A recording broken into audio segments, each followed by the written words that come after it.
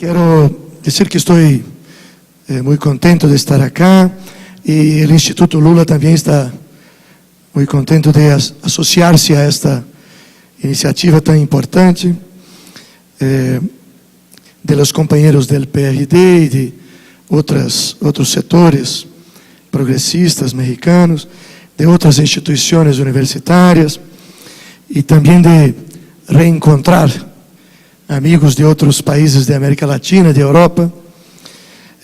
Yo soy de aquellos que piensan que una política de izquierda democrática como la nuestra no puede prescindir de la reflexión. A veces el pragmatismo, las dificultades del cotidiano pueden hacernos dar una excesiva importancia a la acción en detrimento de la reflexión.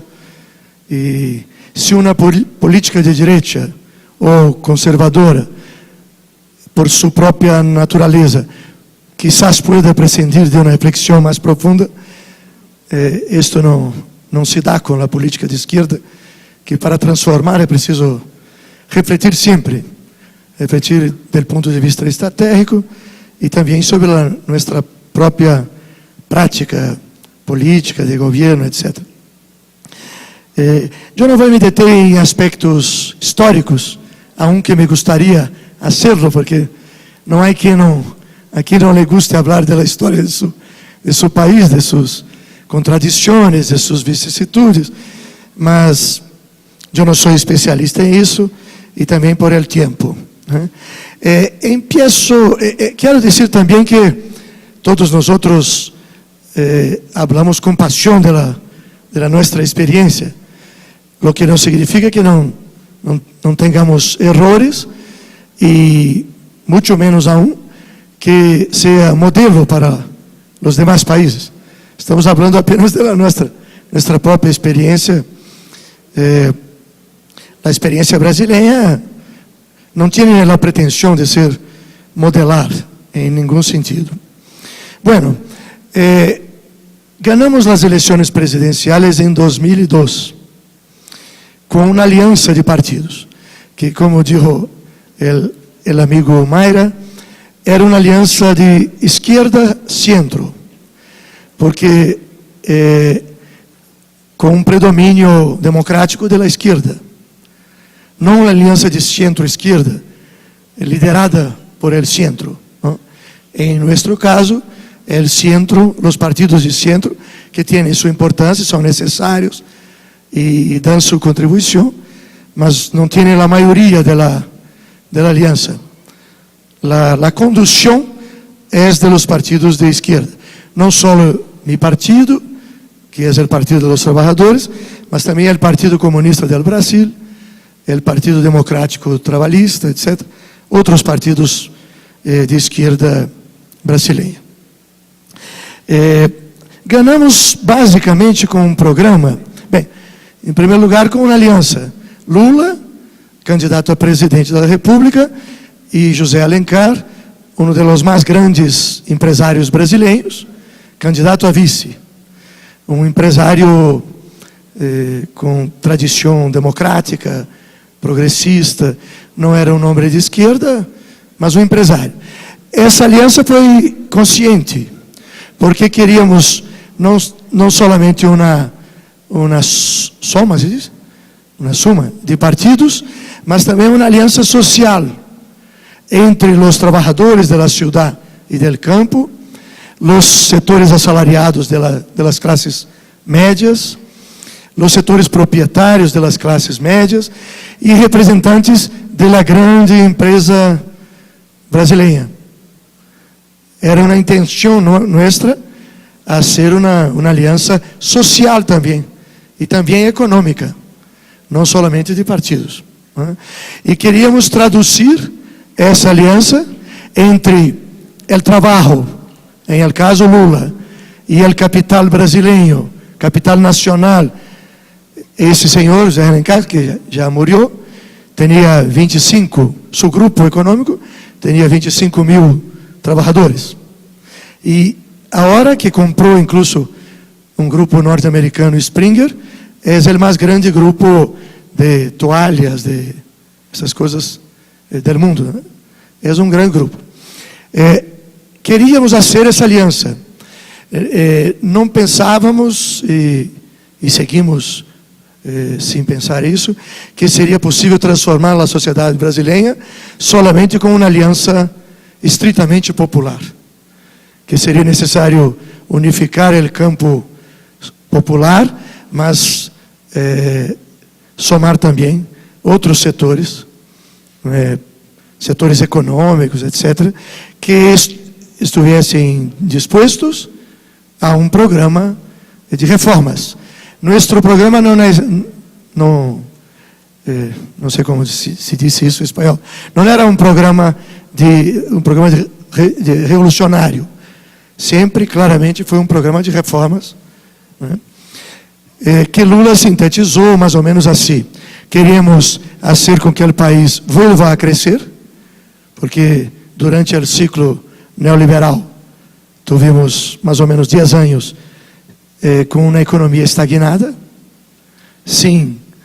basicamente sem crescimento. Então queríamos fazer com que a economia volviera a crescer, distribuindo renda, promovendo a inclusão social, né? E resgatando a soberania do país. A política exterior brasileira estava bastante tímida e, em alguns casos, quase subalterna. E Lula traduziu também em uma outra fórmula, que era: queríamos distribuir renda, conhecimento e poder. Não somente renda, mas também conhecimento e poder. E para concretar-se esse programa, que não era um programa tão sofisticado do ponto de vista ideológico. Nosso partido, o PT, que fundamos em ano 1980, não é estado nunca jamais um partido predominantemente ideológico, porque diferentes correntes culturais, doutrinárias, confluíram para formar o partido. Os novos sindicalistas, de los quais Lula era o maior, eu fazia parte desse setor, a igreja de base, os cristianos de base, que sempre foram ao menos 40% de nosso partido, os intelectuais do socialismo democrático brasileiro, alguns dos mais grandes intelectuais de nosso país, críticos literários, historiadores, economistas, etc. Alguns conhecidos incluso fora do país, Paulo Freire, um grande educador, Celso Furtado, que teve uma participação na CEPAL grande, não? Sérgio Buarque de Holanda, o mais grande historiador brasileiro, padre do cantante, do músico Chico Buarque. Então, é um terceiro setor de grandes intelectuais e um quarto setor de los pequenos partidos de esquerda clandestina brasileira, que depois da redemocratização se confluíram também para a criação do PT. O que nos unificou sempre não foi a doutrina, mas o programa político. Temos muitas diferenças doutrinárias entre nós outros, filosóficas, de filosofia política, de ideologia.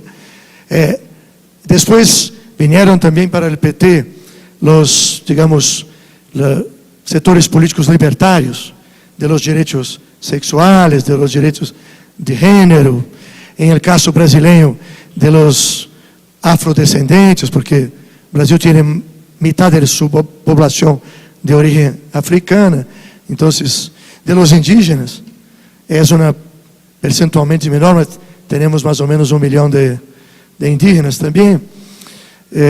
O que nos unificou e unifica é o programa político, as reformas que estamos propondo ao país, não as doutrinas que seguimos debatendo e a vezes nos dão trabalho para escrever os documentos e tudo, mas não é.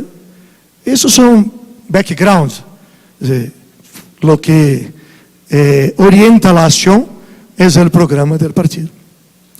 Para concretar esse programa, nós outros pensamos que era necessário superar, não só do ponto de vista conceptual, mas sobretudo na prática, um conjunto de falsas dicotomias, de falsas contradições que dominavam a vida intelectual, a vida política e a vida brasileira em geral, e criavam obstáculos ao avanço do país, do nosso ponto de vista.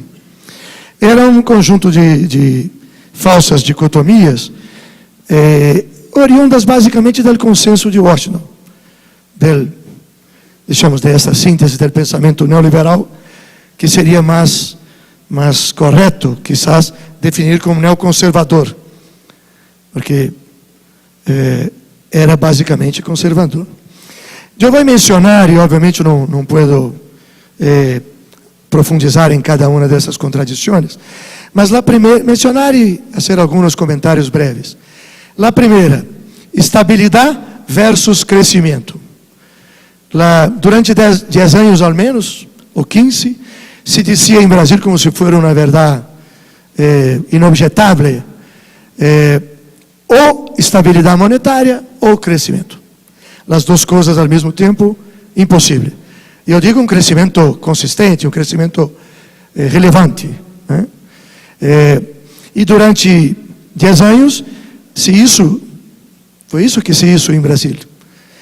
Se sacrificou a possibilidade de crescer de modo mais acelerado para garantizar a estabilidade monetária. Nós creemos que é possível fazer as duas coisas ao mesmo tempo. E foi o que hicimos. Em los 8 anos anteriores de um presidente intelectualmente muito capacitado e um homem de convicções democráticas, mas que quedou atrapado, ¿sí? em los dogmas neoliberais e terminou.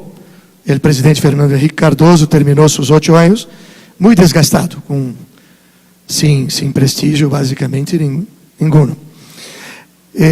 Durante os 8 anos de Fernando Henrique Cardoso, o Brasil cresceu em média 2% ao ano, com uma inflação média de 9,3% ao ano. Durante os 8 anos de Lula, o Brasil cresceu 4,5% ao ano, ou seja, mais de 100%, com uma inflação média de 5,8%. Em la prática, Lula, eu digo Lula, mas é óbvio que é toda uma equipe, e não somente aqueles que estão no governo, os movimentos sociais. Eu mesmo falei uma vez da governabilidade social, que para um governo de transformação, quizás seja mais importante que ou tão importante que a governabilidade político-parlamentar. Então provamos em la prática, não somente do ponto de vista teórico, que era possível crescer de modo mais acelerado com a inflação baja, a inflação sob controle. Uma outra falsa dicotomia: exportação ou mercado interno. Em el Brasil se dizia, há que exportar. Depois pensamos em expandir o mercado interno. Durante o último período da ditadura militar, se criou um slogan publicitário que dizia: exportar é o que importa. Era não sei se... e nós outros dizíamos, não, o Brasil é um país exportador, é um dos mais grandes exportadores agrícolas do mundo, exporta também produtos industriais, alguns, não todos, claro, alguns hasta de punta, como aviões, etc. Então, não vamos parar de exportar. Devemos fazer tudo o que se pode fazer para expandir as exportações. Mas não podemos deixar de criar um mercado interno amplo de consumo popular. Se deve dizer uma única consigna do nosso programa, era justamente essa: criar um mercado interno de consumo, um amplo mercado interno de consumo popular. Essa proposta econômica estava articulada com uma proposta social de incluir 50 millones de personas que vivían abajo de la línea de pobreza. Las dos cosas se articulaban, el social y el económico. Bien, las exportaciones brasileñas en los últimos 2 años menos, con los efectos nocivos de la crisis internacional, siguen bastante bien, mas no están creciendo al mismo ritmo de antes. Mas en el periodo de Lula crecieron bastante. Basta decir que cuando Lula asumió, el Brasil tenía 30 mil millones de dólares de reservas internacionales, de los cuales 20 millones préstamo del Fundo Monetário Internacional, del FMI. Solo 10 mil millones eran nuestros. Hoy tiene 380 mil millones de dólares de reservas internacionales. Sin una expansión de las exportaciones, eso sería imposible. Mas, al mismo tiempo, creamos un vasto mercado interno de consumo popular, incorporando al derecho de consumir 50 millones de personas que vivían por debajo de la línea de pobreza e não consumiam. Não teriam direitos de cidadania e não teriam também direito de consumir. Isso com políticas do Estado. Quem faria isso, se não é o Estado? Que setor econômico, que setor político tomaria iniciativa para incluir socialmente 50 millones de personas? Bueno, uma terceira falsa dicotomia: mercado ou Estado? A economia, cada país tem sua situação. Eu não estou falando para nenhum país que não conosco as experiências. Ouí com muita atenção os oradores que me precederam. Mas para nós outros, ao menos, é o caso do PT, sempre pensamos em um modelo econômico misto, com um setor privado forte, respeitado enquanto setor privado, que ganha, que lucra, que tem apoio do Estado para ganhar, para lucrar, e que cumpre seu rol como setor privado. Mas, ao mesmo tempo um setor público forte, que não é só de regulação, em nossa opinião, deve ser também um setor produtivo, em las áreas estratégicas para o desenvolvimento do país. É a nossa opinião para a situação interna do Brasil. Não tenho condições verdadeiramente de falar de outros países. E um setor cooperativo, comunitário, etc., que deve receber apoio também do Estado. O Brasil tem bancos públicos, muito importantes. 40% do nosso mercado financeiro é de bancos públicos. E se não for assim, em la crise econômica internacional de 2008, o país hubiera quebrado, porque os bancos privados nacionais e os bancos privados internacionais que atuam no Brasil suspenderam todo o crédito para inversões e para giro. Suspenderam todo o crédito, o país hubiera mergulhado, se diz, em uma recessão, e o que salvou a economia brasileira, e isso com que continuáramos a crescer, foram os bancos públicos. Lula chamou os dirigentes dos bancos e disse: como estão pensando vocês? Presidente, a situação é difícil, vamos a suspender o crédito. E Lula disse: bem, então o Banco do Brasil vai manter-se bem e o país quebra. A Caixa Econômica Federal vai manter-se bem e o país quebra. Chamou a Petrobras e perguntou: e seus planos de inversão, como estão? Vamos a suspender porque a situação internacional. Deu bem, a Petrobras vai vir e o país quebra. Não, são empresas, têm sua lógica de empresa, mas o país também tem sua lógica de país, sua lógica de projeto. As duas coisas podem ser combinadas. Nós outros pensamos assim: não temos uma visão estatizante. Não temos. Como os bancos privados, em la crise de 2008, se se afastaram, deixaram de financiar, perderam uma parte do mercado. Os bancos públicos, que tinham 40%, passaram a ter 44% do mercado financeiro. Quando a crise passou, o governo tomou medidas para que os bancos públicos volveram a los 40%. Nós não temos a ideia que quanto mais Estado, melhor. Mas também não temos a ideia que quanto menos Estado, melhor. Não temos a ideia que o capital privado é mais criativo, mais dinâmico, mais honesto, mais ético, e que o setor público é sempre burocrático. Não é verdade. Quem descobriu a tecnologia de exploração de petróleo em águas profundas não foram as empresas privadas de petróleo que atuam em Brasil. Foi a Petrobras. Quem criou a tecnologia brasileira de produção de aviões não foram as empresas privadas, foi a Embraer, que era, em aquele entonces era uma empresa pública. As empresas públicas também não têm nenhuma garantia ideológica. São públicas e por isso são a priori melhores que as outras. Também não. Nós não acreditamos, por exemplo, que as siderúrgicas sejam estratégicas para o país. Não há necessidade de siderúrgicas estatais. Mas petróleo, sim, acreditamos. É nossa opinião sobre nosso país, né? Pode ser variável para outros países. E acreditamos que há uma dialética muito positiva entre o setor público e o setor privado. Por exemplo, estamos construindo hoje 3 das mais grandes usinas hidrelétricas em construção em el mundo, em este momento. São mistas, são parcerias público-privadas. Os privados, sozinhos, como se diz? Solitos? Solitos?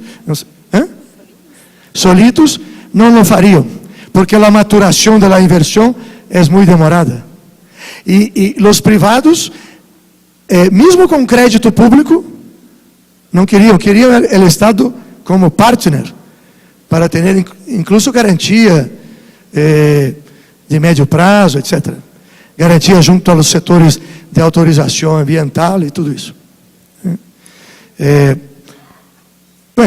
Se hacemos uma análise de lo que ocorreu em la crise econômica internacional de 2008, vamos a ver que é uma crise que nasceu em el setor privado, que quase arrasta toda a economia internacional.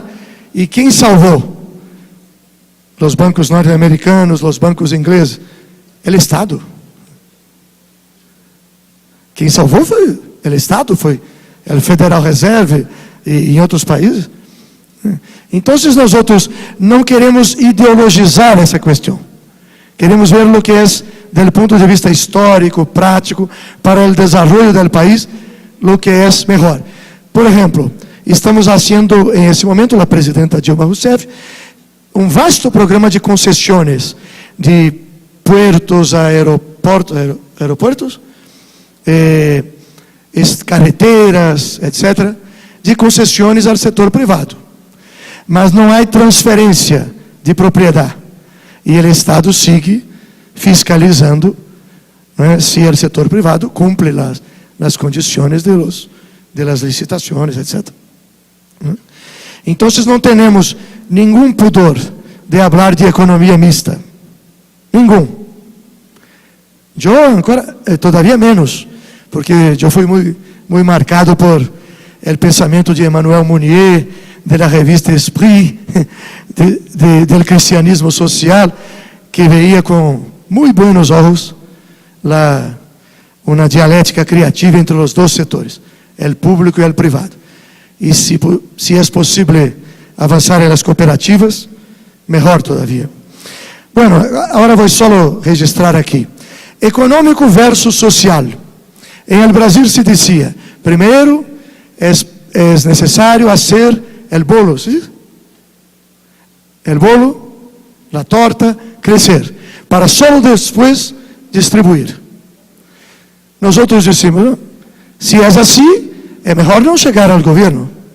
A esquerda, com anos e anos de aspiraciones populares. Y lo que hicimos fue crecer distribuyendo. Y en la práctica, no solamente nosotros, casi todos los países, ¿no? Ecuador es un ejemplo belísimo de eso, Uruguay y tantos otros, Chile, ¿no? Argentina, con todas las críticas que se hacen, mas que tienen parámetros de vida. Crecer distribuyendo. Distribuir para crecer también.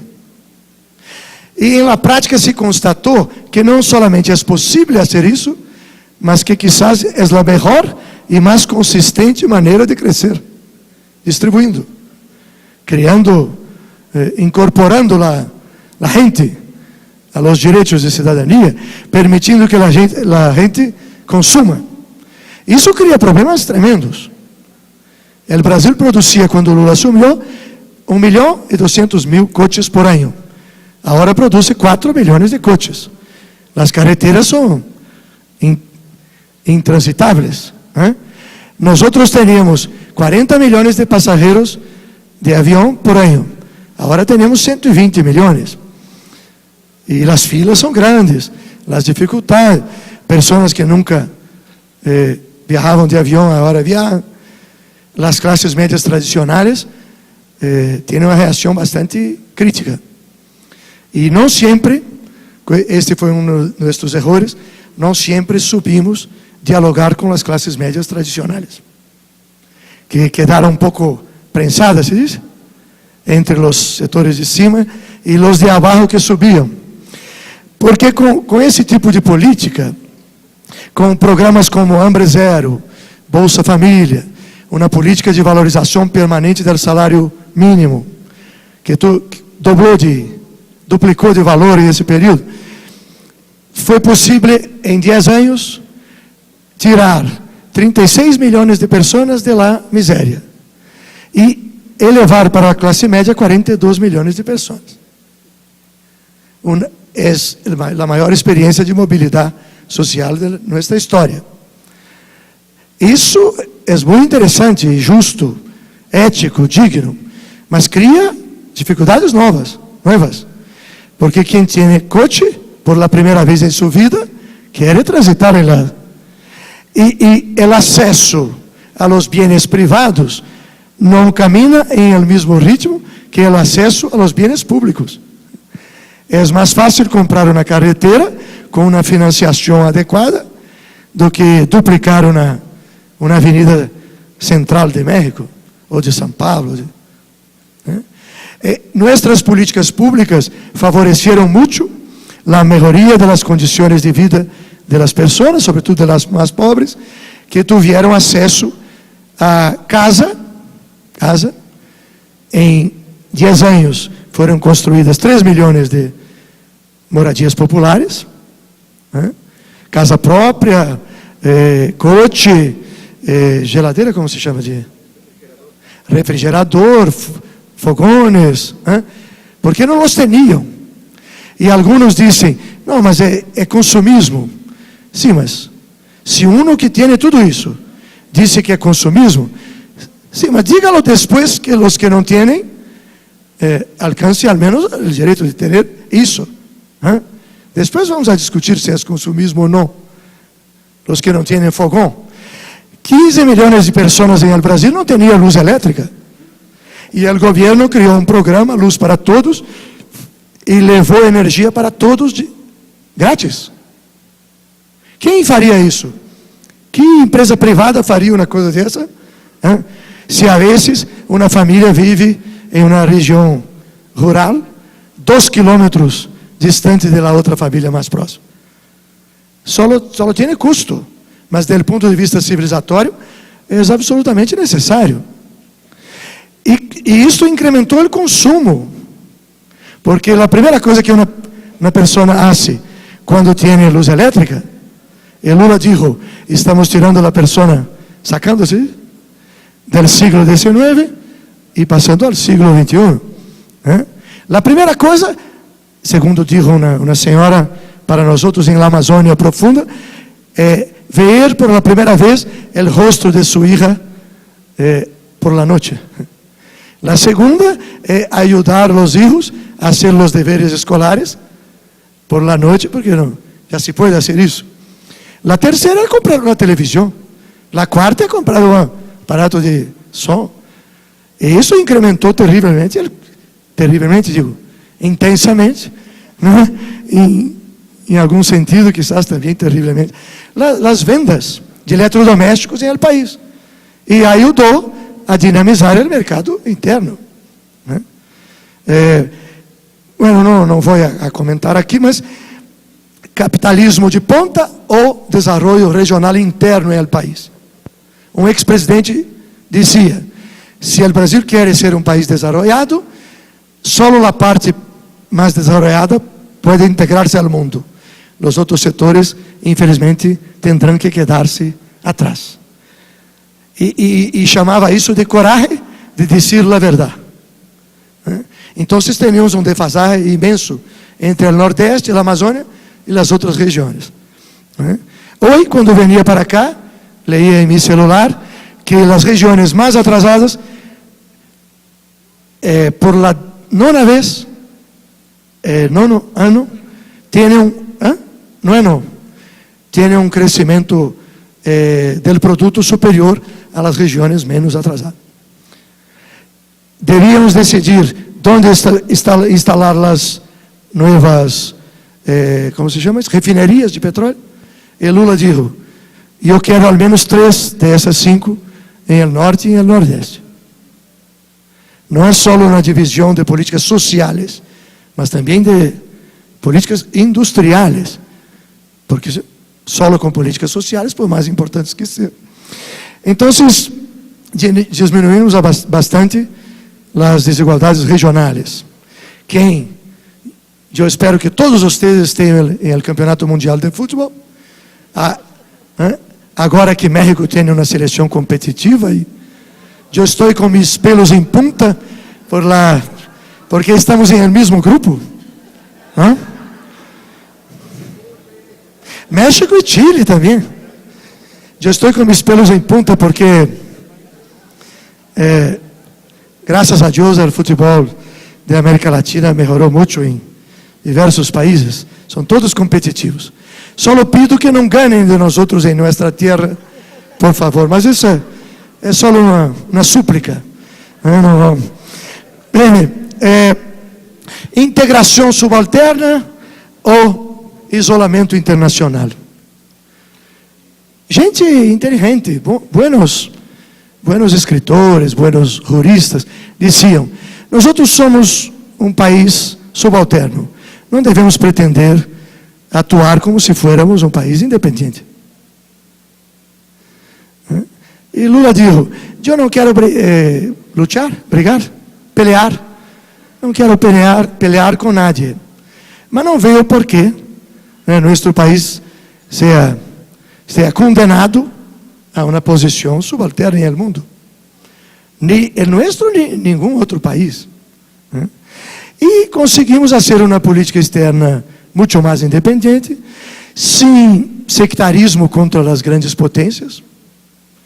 Tuvimos una relación muy buena con los Estados Unidos, al punto que el propio presidente Bush, cuando terminó su mandato, hizo un telefonema emocionado a Lula para agradecer el modo como fue tratado por él. Mas al mismo tiempo avanzamos en la recuperación del Mercosur, no solos, con los otros parceiros. Creamos juntos con tantos países la UNASUR, la CELAC. Trabajamos para crear el G20 con otros países siempre. Y estamos trabajando para crear al menos condiciones, acumulando fuerzas para usar una categoría en homenaje a mi amigo Minami que está ali, acumulando fuerzas para cambiar alguna cosa en el orden económico y político internacional. ¿Por qué no? Entonces, y si hay una cosa que no se puede acusar nuestra política es de isolamento. Y ellos decían eso, aislamiento. Ustedes van a se aislar. No nos aislamos, al contrario. Si nosotros nos hubiéramos aislados, dificilmente tendríamos un saldo comercial de 400 mil millones de dólares. Diziam, mas que um ex-presidente dijo, que tanta importância se dá à relação com a África? A África não é importante do ponto de vista comercial. É também em esse sentido. Mas para nós que temos metade da população de afrodescendentes, a África é a metade da nossa cara, de nosso rosto. Mesmo que fosse só para gastar, devíamos retomar as relações com a África. E o comércio, só para dizer o comércio brasileiro com a África, era de 4 mil milhões de dólares, quando Lula assumiu. Hoje é de 30 mil milhões de dólares. Porque a África cresce a 5% ao ano. É o continente que, em média, cresce mais no mundo, atualmente. A África tem muitas potencialidades e tudo. Então, e por último, democracia representativa versus participação social. Com isso vou encerrar. Para nós não se trata da velha contraposição, né? Aqueles que têm mais de 50 anos, como eu e poucos aqui, né? Tanta gente jovem. Era uma discussão leninista, contraponer a participação direta à representação política. Nós não acreditamos em isso. A democracia contemporânea deve ser representativa. Sem representação política, não há democracia em sociedades complexas. Mas também não acreditamos que deva ser solamente representativa com os instrumentos clássicos. Porque os países mais ricos do mundo, que têm democracia mais consolidada, basta ver o exemplo norte-americano. A eleição de Obama foi um pouco diferente. Mas Bush ganhou com menos de 40% de votos. Isso não tira a legitimidade formal. Mas é um problema para o funcionamento da democracia, que só 40% do total de eleitores, no ato fundacional da democracia, 60% não compareceram, e as outras decisões que terão que ser tomadas depois, decisões às vezes difíceis. Então, hasta para resgatar, para recuperar o sentido da política para o cidadão comum, é necessário criar outros mecanismos de participação, como estes da Ciudad de México, conselhos de políticas públicas, presupuesto participativo, conferências em sentido. Em Brasil hicimos 72 conferências de todos os temas, desde saúde pública hasta seguridade, política industrial, direitos de los gays, lésbicas, etc., sempre com a presença personal do presidente da República. Lula participou de todas essas conferências, discutindo com os setores, né? Setores de elite, setores populares, o caminho das políticas públicas. Porque só com os mecanismos clássicos da política representativa, eu não sei, posso estar falando coisa que não tem sentido. Eu vejo difícil recuperar o sentido. Os cidadãos devem sentir-se importantes, devem sentir-se sujeitos, sim? E não só objetos de ação. Por mais progressista que seja a ação do Estado, porque a vezes a ação é progressista, mas o modus operandi da ação, a vezes é muito duro. O Estado é muito duro. A vezes faz assim, coisas boas, mas de um modo verticalista, que não considera o cidadão é um mero receptor e não um ator também. Agora com as redes sociais temos uma chance extraordinária de intensificar essa, né? Porque as redes sociais o cidadão não é só um receptor, pode também emitir suas mensagens, né? Pido desculpas por o tempo, né? Eu ia falar de desafios que são muitos. A situação brasileira não é fácil, mas eu não creio que a imagem que uma certa direita tenta transmitir a nível internacional seja verdadeira. Temos hoje os desafios decorrentes das transformações que hicimos. Quando uma sociedade que está parada, estagnada, se põe em movimento, quando as pessoas que não faziam política começam a ser política, as pessoas que não tinham o direito de cobrar, de reivindicar, começam a reivindicar, a veces ponen el dedo en el nariz del gobernante. Y hicieron esto con nosotros el año pasado. Mas yo creo que nuestro gobierno entendió el mensaje e hizo muchas cosas para corresponder a las manifestaciones. Esto vamos a saber en las elecciones presidenciales de octubre. Mas estamos preocupados em corresponder a esse mensaje. Mais uma vez, eu que sou um admirador del gran Alfonso Reyes, que foi embajador de México em Brasil, pido desculpas de assassinar o espanhol desse modo que eu abri aqui. Muchas gracias, muchas gracias.